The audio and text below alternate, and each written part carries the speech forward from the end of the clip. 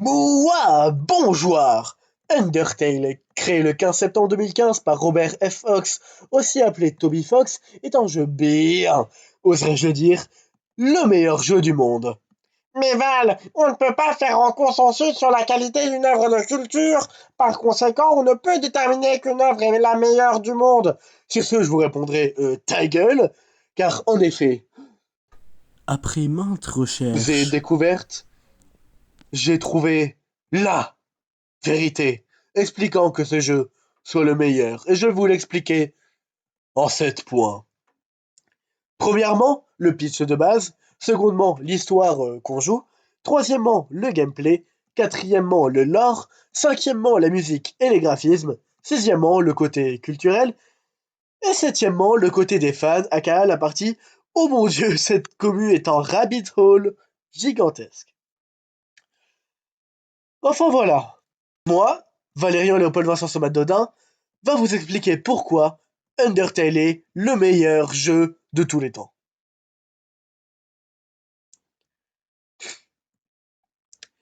Disclaimer, regardez cette vidéo uniquement si vous avez déjà joué au jeu, et slash ou si vous ne comptez vraiment pas y jouer.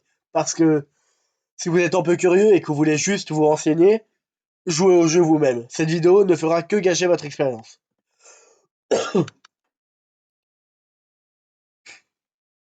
Second disclaimer, non! Évidemment que non, Undertale n'est pas le meilleur jeu de tous les temps, c'est simplement mon jeu vidéo préféré et j'ai envie d'expliquer pourquoi je pense qu'il a de l'importance dans tout le côté du gaming. Je ne possède pas la vérité absolue, et si j'ai fait 2 ou 3 erreurs, je vous invite chaleureusement à les corriger dans les commentaires. Bon, place à la vidéo. Partie 1, le pitch. Bon, on peut empiéter sur la partie 2 et 4, mais c'est pas grave. Arrête. Il y a très longtemps, deux races dominaient la Terre, les humains et les monstres. Un jour, une guerre se déclencha entre les deux races. Après nombreuses batailles, les humains furent victorieux. Ils scellèrent les monstres dans l'Underground avec une barrière magique. Puis un jour, bien d'années plus tard, la légende disait que qui grimpait dans cette montagne ne revenait jamais.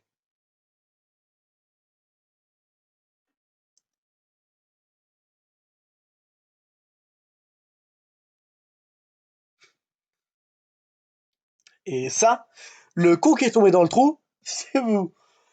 Vous êtes un humain qui est tombé dans l'Underground, un endroit rempli de monstres. Et pour les vaincre, ces monstres, vous aurez deux options, les tuer ou les épargner. Ces deux choix détermineront votre route dans le jeu. Génocide, neutre ou pacifiste. Qui sont ces monstres, me demanderiez-vous? Et c'est gentil de demander.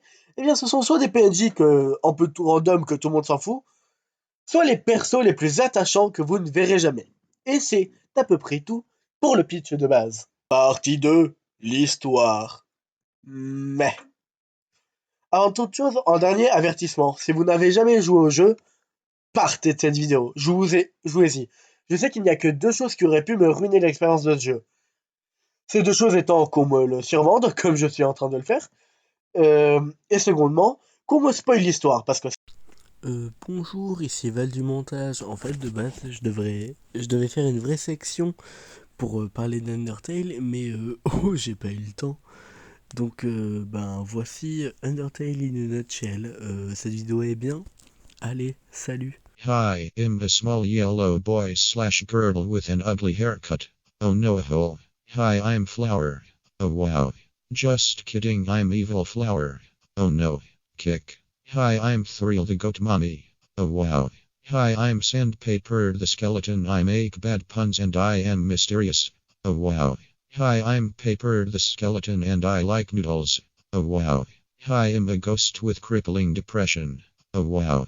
Hi, I'm a tomboy lesbian fishy. Oh wow. Hi, I'm a nerdy lesbian dinosaur thing. Oh wow. Hi, I'm a sadistic robot. Oh wow. And now I'm gay. Oh wow. Hi, I'm like a king.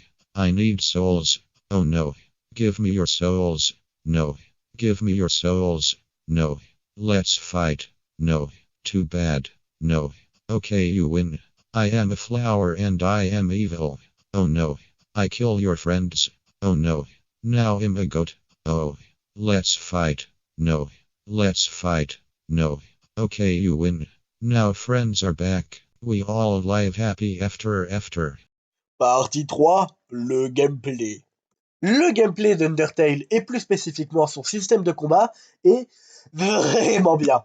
C'est un mélange entre un RPG classique, un shoot'em up et un jeu un peu d'énigmes. Lors d'un combat, vous pouvez soit attaquer, dans ce cas-là, ça ouvrira un écran comme celui-ci. Votre but est de cliquer quand la barre est le plus au centre pour faire un maximum de dégâts. Ou bien vous pouvez faire des actions. Et dans ce cas-là, selon ce que le narrateur ou l'ennemi vous dit, vous pourrez déterminer quoi faire et donc épargner votre adversaire. Mais bon, pour vous expliquer, rien de mieux que de vous montrer. Voici un extrait d'une de ces deux vidéos de Marie Fontaine Cristal. Il est... Francile approche. Francile, embêter, ne pas embêter. Fais voir, Francile, ne l'embêtez pas. Ok, bon bah voilà, ne m'embête pas. Bon bah on va pas l'embêter. On ne peut pas l'embêter. Et je commence déjà à perdre de la vie inutilement. Est-ce que j'utiliserai pas un objet? J'en utiliserai un après le combat. Parce que j'ai pas mal de bonbons. À moins que... Voilà. Ça sent les gouttes pour les yeux. On l'a pas embêté, du coup il est content. Partie 4, le lore. Oh boy! On commencer. La détermination, le système de pouvoir, l'histoire de l'Underground, le monde, les personnages. Bon, déjà, remettons tout dans l'ordre. Ça, c'est à peu près ma classification personnelle pour savoir à peu près qu'est-ce qui a de l'importance dans ce jeu. Donc, on va faire dans l'ordre croissant du moins important pour moi au plus important. Donc, ça, on n'a pas déjà. Donc, ça, déjà, on n'a pas vraiment à le faire parce que je l'ai déjà fait ici, en gros.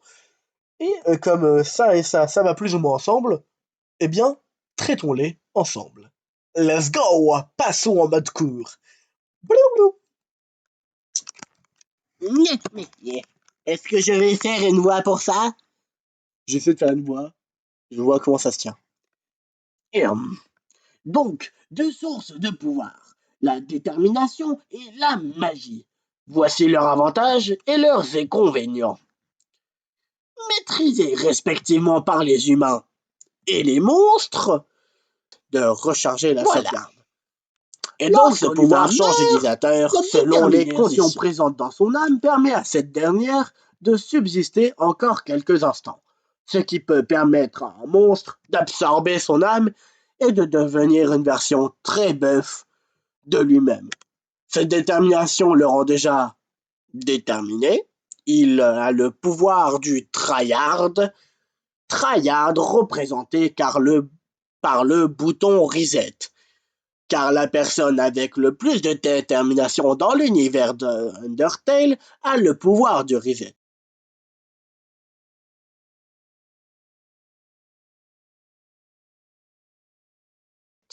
Voilà, ça c'est fait.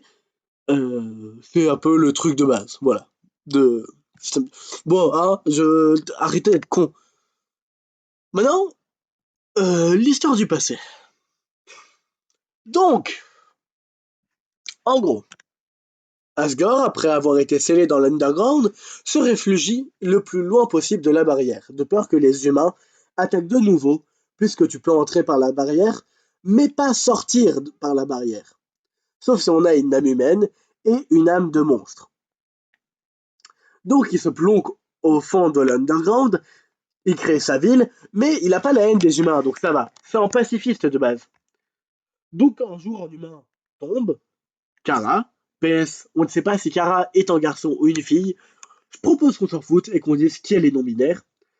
Donc Kara tombe dans l'Underground, Asgore le récupère, l'élève comme un des siens, etc.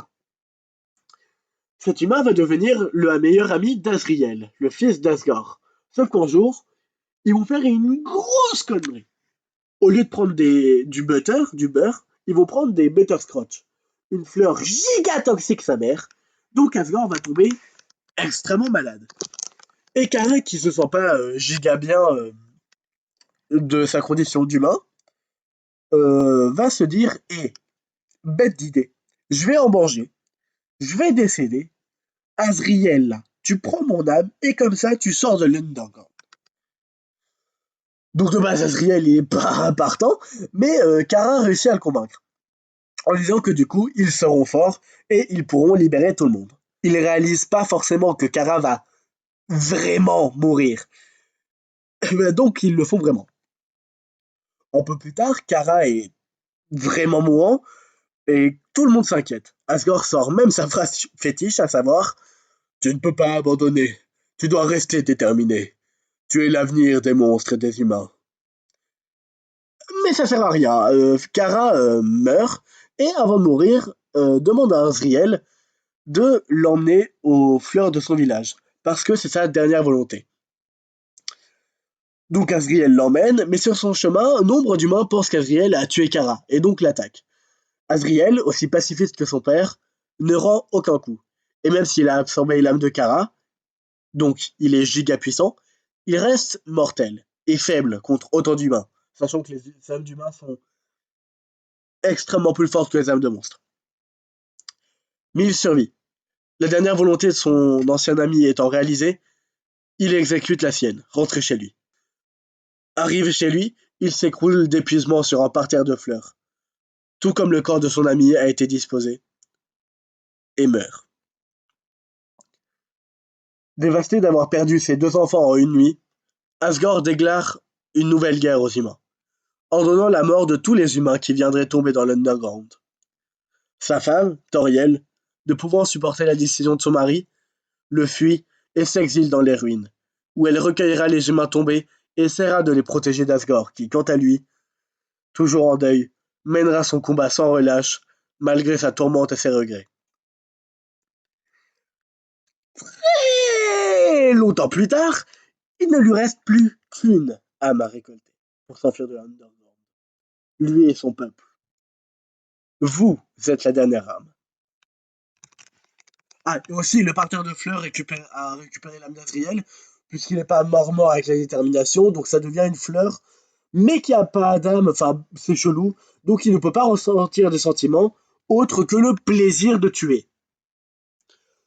Voilà. Ouais, long morceau, je sais. Mais maintenant, on peut passer à la meilleure partie, les personnages. Ils sont tous géniaux. Flowey, Toriel, Napstabloux, Sens, Papyrus, Undyne, le Mat Demi, Temi, la vieille tortue que je sais qu'elle a un nom mais que j'ai oublié son nom alors qu'elle est trop cool et que ça me casse les couilles.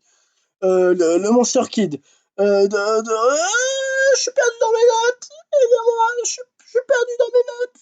Aide, aide, aide, aide, aide.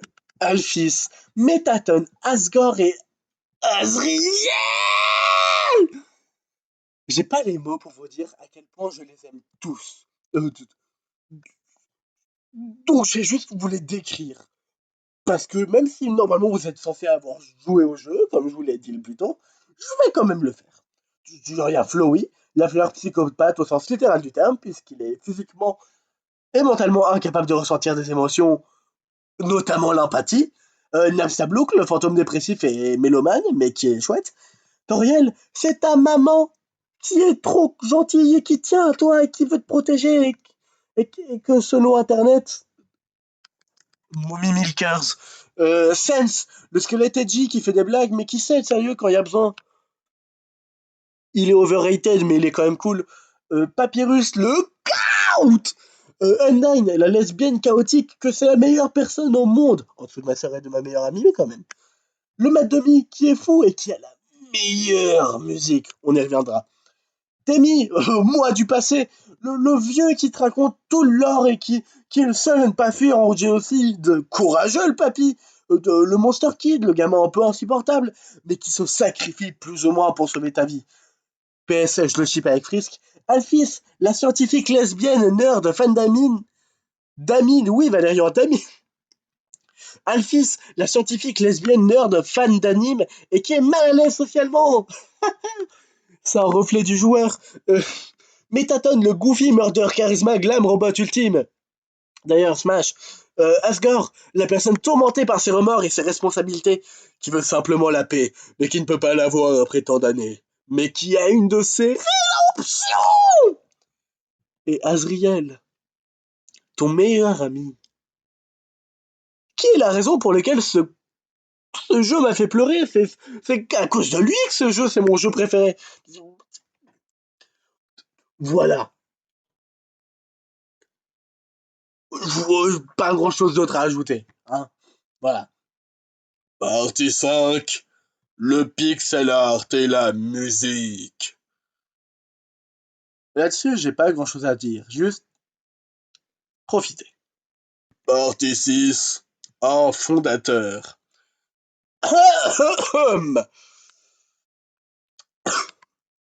66 300 000 résultats. C'est beaucoup. J'ai pas vraiment d'autres moyens de vous faire réaliser à quel point son impact culturel est énorme. Donc voilà, Cuphead en a moitié moins, Earthbound, une de ses majeures inspirations, à peine en 6ème. Bon, comparé à FNAF, c'est pas fou, mais en même temps, FNAF, il y a eu 11 jeux, un film, donc ça compte pas. Mais genre, Doki Doki, One Shot, Everhood, Earthbound, ce jeu qui est trop cool. Et ils sont tous sortis après Undertale. C'est tous des jeux indés, tous assez marquants, où tous on peut voir des inspirations de Undertale, notamment avec la manière dont le jeu joue avec ton PC, l'inverse en fait. Et genre, ne serait-ce que légèrement, il y a eu un impact venant d'Undertale. Sincèrement, j'arrive pas à vous rendre compte le nombre de trucs cringe qui ont émergé de ça, d'OC, de mèmes. Surtout que dans tout le temps, il y a des choses vraiment bien. Hein. Il y a des fangames qui sont incroyables, il y a des séries qui sont incroyables. Bon, sauf pour Glitch Tale, perso, j'aime pas, mais on va dire que c'est pas grave. Mais on ne peut pas négliger la passion et l'impact que Undertale a eu sur le jeu vidéo. Puis même, vous vous rendez compte le nombre de rôles. Partie 7. Théorie et multivers. Ça va être un peu redondant avec le dernier thème, mais pas grave. Pour faire simple, les fans de Undertale sont passionnés et Toby Fox leur a donné des raisons de l'être. Notamment grâce à beaucoup de mystères que, que je m'en vais vous conter. Pourquoi Yel apparaît à la fin? C'est qui ce fils de pute? Lui aussi. Pourquoi elle meurt pas? Pourquoi elle est si forte d'ailleurs? Lui aussi, pourquoi il meurt pas comme les autres? À quoi elle sert cette machine? Comment ça marche ça? Et ça aussi? Et ça aussi? D'ailleurs, pourquoi ces persos semblent se souvenir de Prison Drone? Et puis, pourquoi certains persos brisent le 4e mur? Et qu'est-ce qui s'est passé avec les autres 8 humains? Quoi? Et une fois que les fans ils ont réfléchi à tout ça pour trouver des solutions, le jeu les avait tellement passionnés qu'ils se sont dit hey, j'ai trouvé! Je vais prendre le jeu de base et je vais le refaire, mais comme si tout le monde était des connards. C'est pas une idée de ouf! Genre ça c'est la version. C'est la version edgy et gay d'un même personnage mélangé. J'adore. J'adore, je sais pas pourquoi. C'est génial. Il y a Ender Swap, où c'est les personnages qui échangent de place avec leur rôle opposé. Story Shift, où c'est pareil, mais avec les rôles complémentaires. Undershift, où c'est le bordel. Et Story Swap, où c'est un mélange des deux encore plus bordélique. Et dans tout ce bordel, il y a vraiment des choses bien. Cette série-là, elle est chouette. Alors, on pourrait débattre sur oui ou non c'est un argument valide pour dire que Undertale, c'est trop bien. Parce que là, ça va surtout parler de ce qui a été fait par des fans. Mais cependant, tout ce qui a été fait par la fanbase est un très très bon bonus si vous avez aimé le jeu de base. Et que toute la fanbase est compliquée d'être appréciable si vous n'avez pas joué au jeu de base. Voilà. Et en gros, je pourrais vous parler de toujours plus de où est-ce que va ce rabbit hole. De tous les chips qui te font poser des questions que tu devrais pas te poser de base. De tous les d'enfants de Sense qui changent selon lequel des deux est top. Des AU à l'échelle d'un multivers qui ne font plus aucun sens mais qui est bizarrement resté cool. De mon OC qui est en demi-dieu super puissant sauf que c'est un Temi en fait. Je pourrais vous en parler. Mais je préférerais que vous le regardiez par vous-même. C'est passionnant. Inutile mais passionnant. Sur ce, pensez à vous abonner à toutes les autres conneries de youtubeurs. J'espère vous avoir convaincu qu'Undertale c'est le meilleur jeu de tous les temps. Et surtout, n'oubliez pas, 42 224 éléments sur route.